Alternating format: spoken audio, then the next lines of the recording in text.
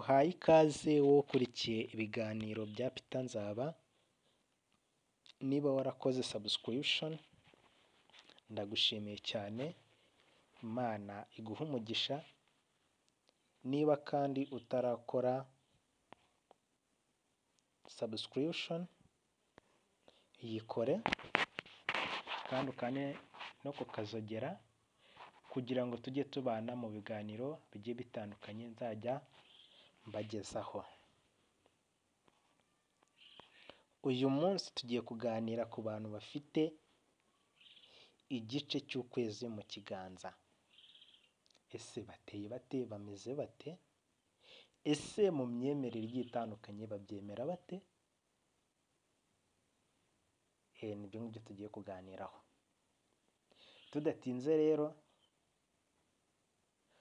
tugiye kuganira ku myemerere igiye itandukanye nuko ifata aba bantu bafite igice cy'ukwezi mu kiganza. Ese imbaraga zabo bazibonaga bate? Bimeze bite? Tugiye guhera mu muco nyarwanda.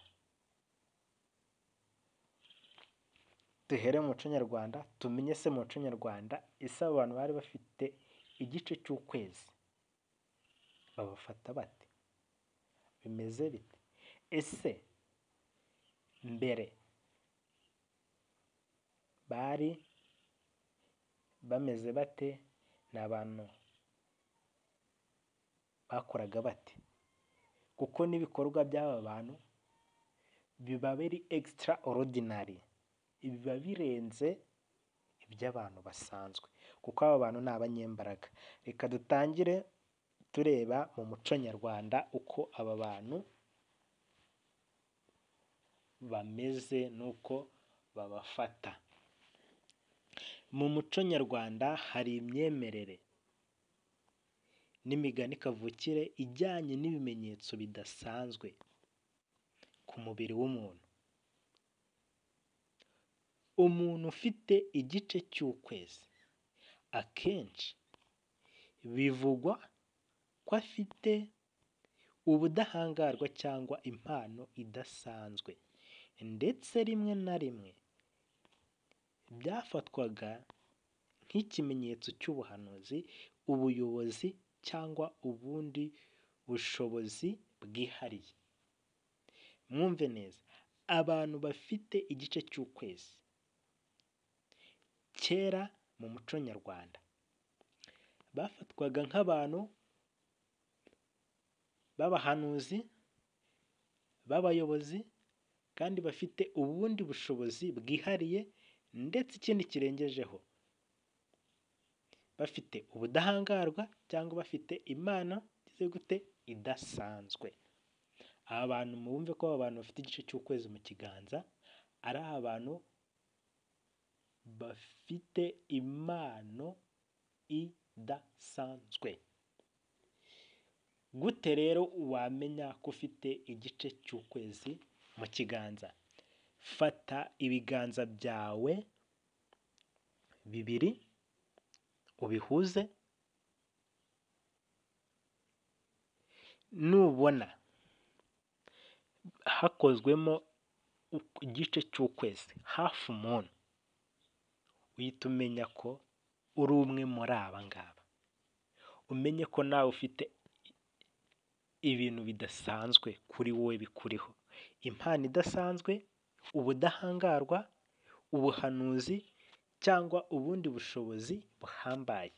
Abantu nibavamo abahanuzi, abayobozi ndetse n'abantu b'abanyempano bagiye batandukanye muri kariyeri zigiye zitandukanye, abahanzi, abasizi, abo bantu bose uzagenda ubona bafite inyenyeri zaka cyane.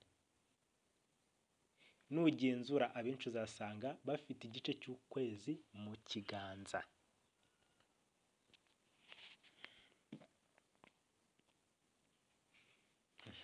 Ariko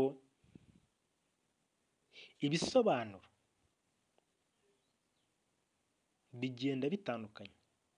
bigenda bitandukana. bitewe n'umuntu aho akomoka, umuryango yakuriyemo, ugasanga bigiye bigira ibisobanuro bigiye bitandukanye. Nibyo tugiye guheraho, biri muri pati y'ikiganiro ndi kubaganirizaho. Ntimubifate muhite muvuga ko ari ibigendanye n'umuco wose, oya, ni bitewe n'uko aho wavukiye, umuryango wakuriyemo. Tugiye kureba utuntu dutatu tukwerekana uko uteye bitewe n'umuryango wakuriyemo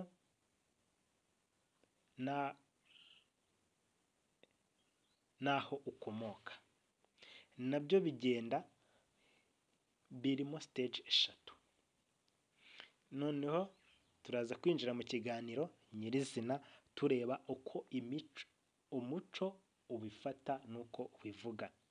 Ahangaha ni mu buryo bitewe n'uko bigenda bihindagurika, tugiye kurebamo uburyo bisobanurwamo. Babisobanura mu buryo butatu. Ubwa mbere, impano cyangwa ubuhanga karemano. Aba bantu muri bo bifitemo impano, ubuhanga karemano. Abantu ni ba bandi impano bazaba bafite badashakisha muri bo. Impano yabo muri bo ntabwo bashakisha. Niba ari umuntu uzi gushushanya, ntawe uzagombera kubimwigisha. Niba ari ugucuranga, ntawe uzagombera kubimwigisha. Directly akivuka muri we, kubera imbaraga zimurimo, azaba abyifitemo. Ikindi, ubuhanga karemano, azaba afite ubwenge, ubumenyi muri we bw'umwimerere, wavukana ubumenyi. Ntabwo azajya mu ishuri ngo arindire gufata ibyo bamubwiye nyuma y'igihe, wabifata ako kanya, kuko ubwo buhanga karemano bwe muri we abwifitemo, kubera hari aho ahuriye n'imbaraga z'isanzure. Imana imufiteho umugambi. Icya kabiri, kurindwa cyangwa kugira umugisha. Aba bantu baba barinzwe, ntabwo bapfa kubakoraho. Niba ugerageje kubahemukira, isanzure rirabahorera rikabarengera. Si bo birwanirira, kuko bo bagerageje kwirwanirira. Uzabigerageze urebe umuntu ufite igice cy'ukwezi mu kiganza, iyo agerageje kwirwanirira aratsindwa totally. Ariko iyo atuje agacisha make, imbaraga z'isanzure ziramuhorera, ziramurwanirira. Hano bavuga ko kurindwa, kugira umugisha. Ibyo akoze byose, ibyo yerekejeho amaboko biramuhira, kuko isanzure rimufiteho iki? Umugambi mwiza. Afite amahirwe muri we kubera za mbaraga zidasanzwe zimuri hafi, zimugendaho, zimurinze. Icya gatatu, guhuza n'imbaraga z'ikirere.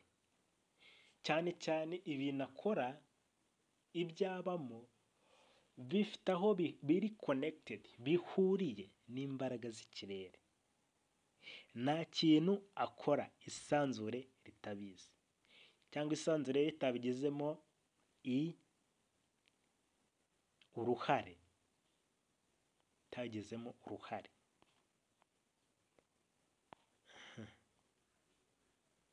Umuntu ufite ikimenyetso cy'ukwezi ku mubiri bishobora kumvikanisha ko umuntu ahuzwa n'imbaraga zisumba iz'abantu. Muri kumva aha hantu, uyu muntu ufite igice cy'ukwezi mu kiganza afite imbaraga zitandukanye n'iz'abandi bantu basanzwe, kuko aba bantu si bose bafite igice cy'ukwezi mu kiganza. niba ufata ibiganza byawe wabihuza ukabonamo igice cy'ukwezi, umenye ko ufite imbaraga zidasanzwe kandi imbaraga zawe ziri advanced, zirenze, ziruta iz'abandi bantu basanzwe bari normal.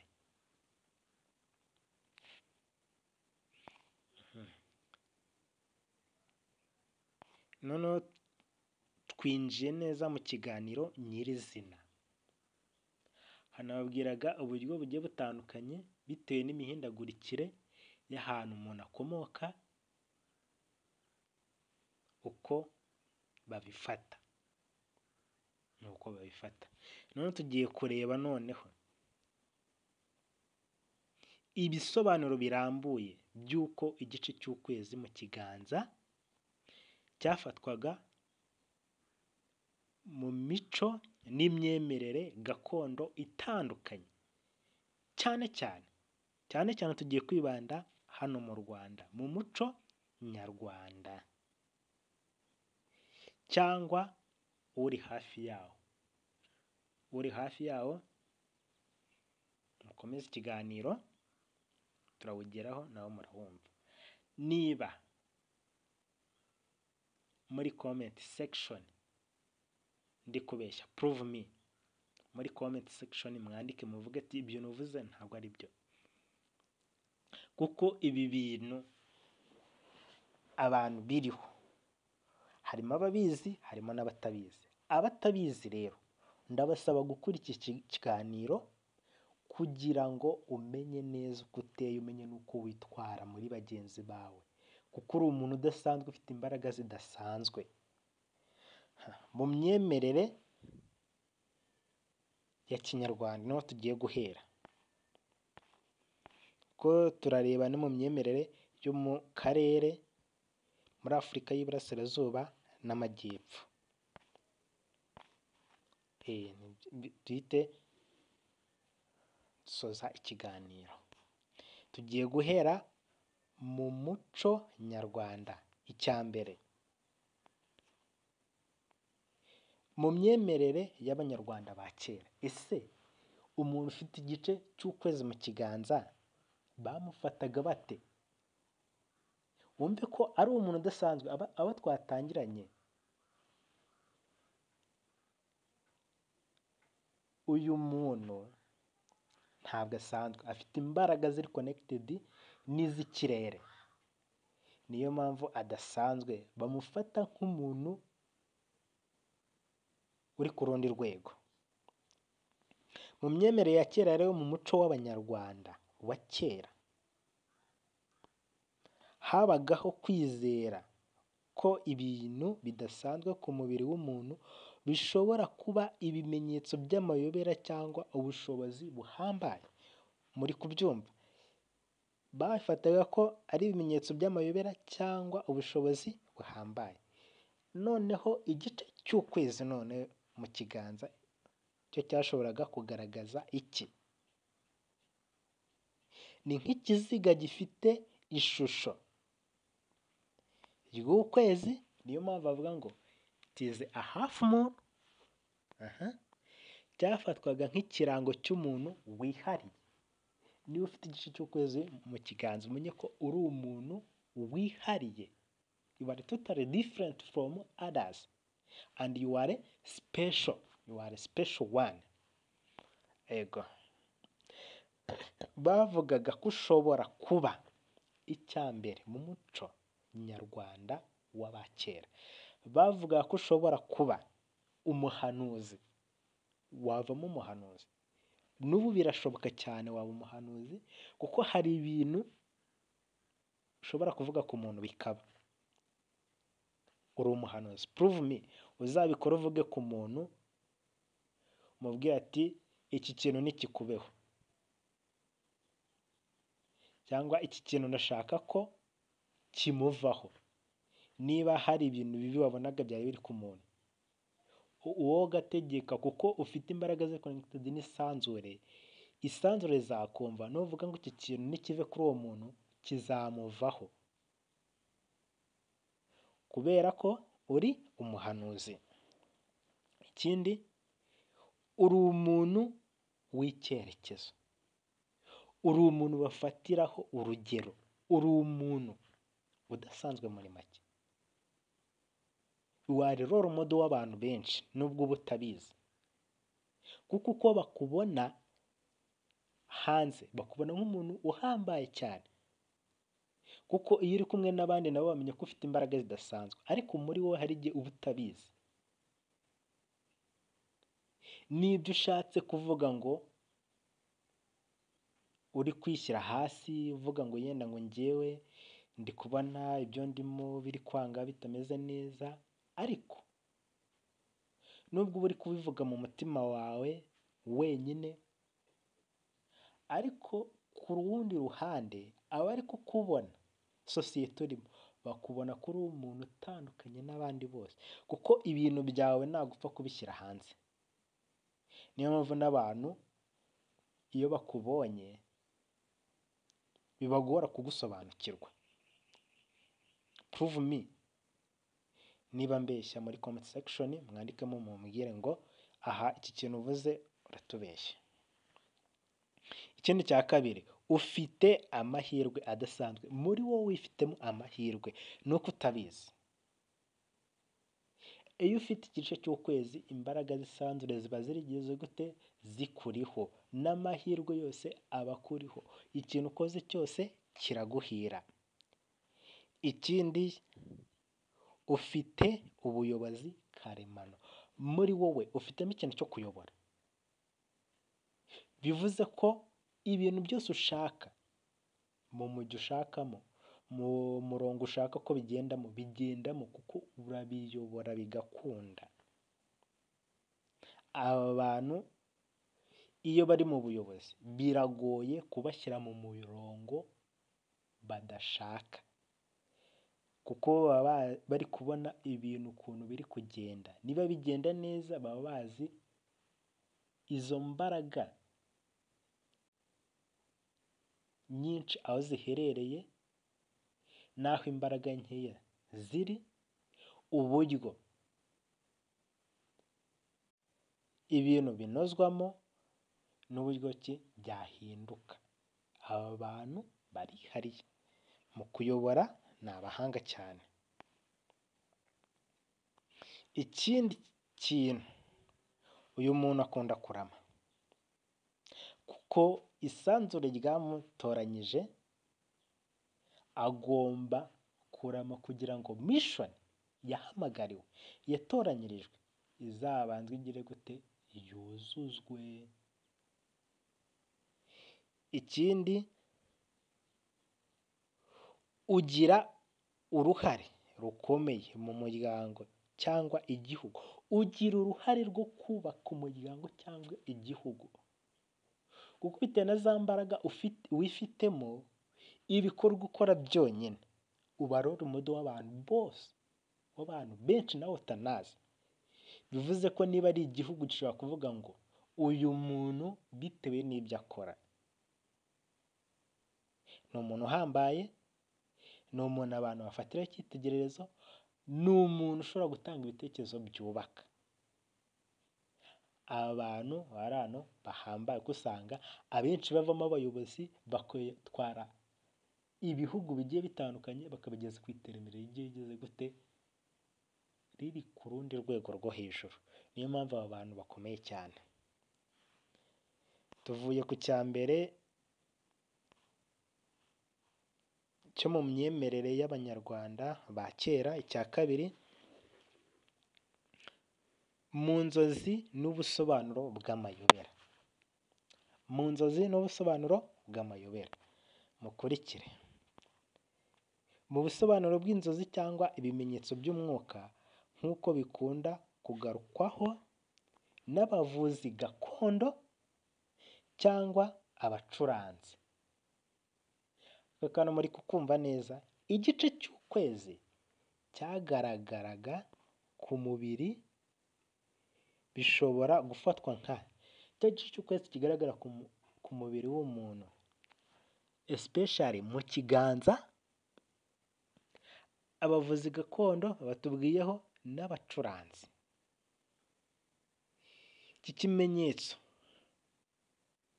cy'imbaraga ni ikimenyetso kirimo imbaraga z'ikirere. Ukwezi guhuzwa n'ukwezi kamere, urugendo rw'umwuka spiritual cyangwa amabanga y'isi. Abantu bashobora kubona ibintu uko abandi bantu batabibona, kuko abo bantu bafite intekerezo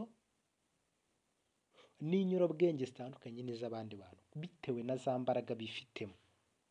Isanzure yageze gute? Yabahaye, bari connected, baratoranyijwe. Bishobora kumvikanisha ko uwo muntu afite imibanire idasanzwe n'isi idafatika. Abantu mu buryo bw'umwuka barakomeye,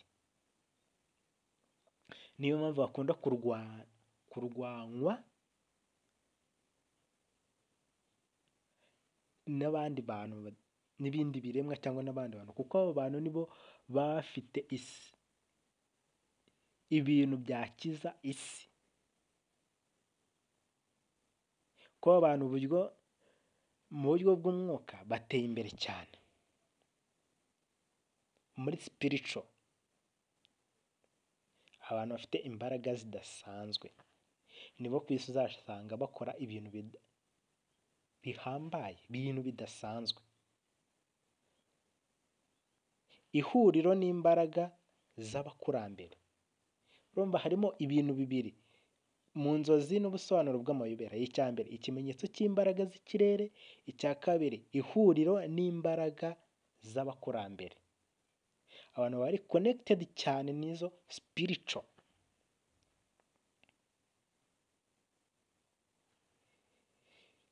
Ihuriro n'imbaraga z'abakurambere.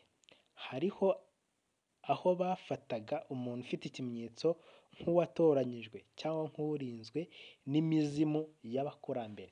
Aba bantu bitewe n'imbaraga zibariho bagira ngo bafite imizimu muri bo, ariko si imizimu, ni imbaraga z'ikirere, ni imbaraga z'isanzure zibarinda. nk'uko twabibonye, imbaraga zirabarinda. Ni abantu badasanzwe.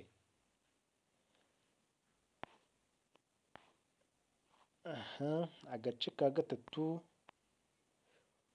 mu mico yo mu karere. Ese muri Afurika y'Uburasirazuba n'iy'Amajyepfo babifataga bate?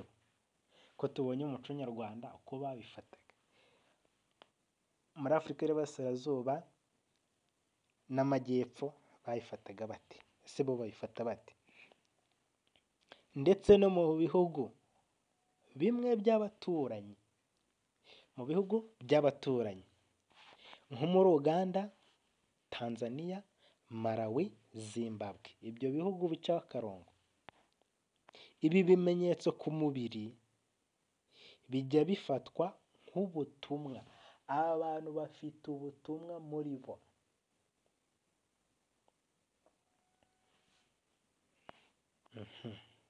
Hari igihe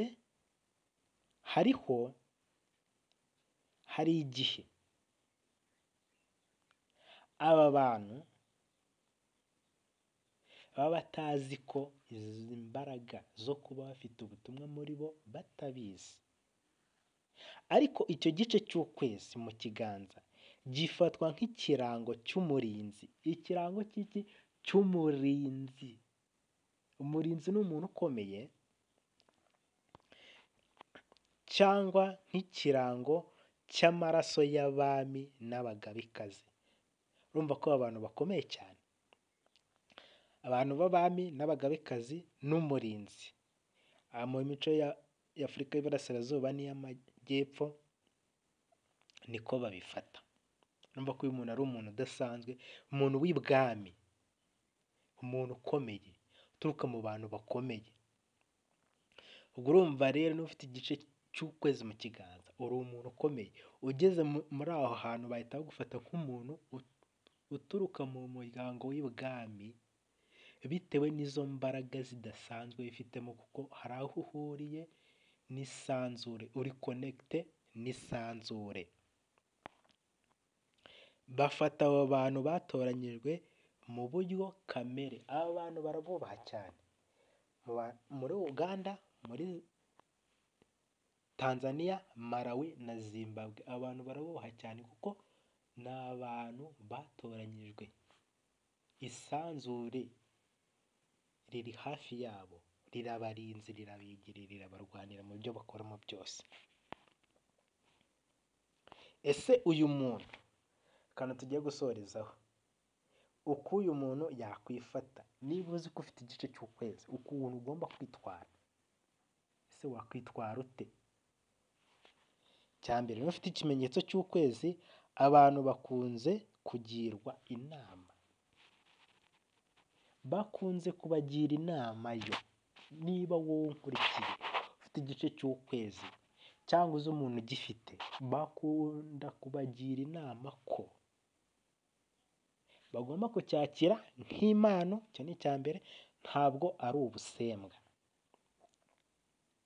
Hajya ushobora kukibona ukagira ngo wenda ni nk'ubusembwa, ni nk'ibintu bidasanzwe bikuriho bishobora kukwangiza. Hoya, ni impano idasanzwe ariko ntabwo ari ubusembwa. Icya kabiri, gushaka icyo bishobora kukwigisha mu buzima bwawe. Niba ubishyize mu buryo bw'imyimerere, kwimenya no gukoresha impano zawe zidasanzwe mu buryo bwubaka. Aba bantu bitewe n'imbaraga bifitemo, impano bafite bagomba kuzikoresha mu buryo bwubaka. Kuko bashobora kubikoresha mu buryo butari bwiza, ugasanga bisenya sosiyete bitewe n'imbaraga bafite. Kuko icyo ushobora gutegeka cyose ufite zino mbaraga kiraba totally. Niyo mpamvu rero bakugira inama kuzikoresha mu buryo bwubaka.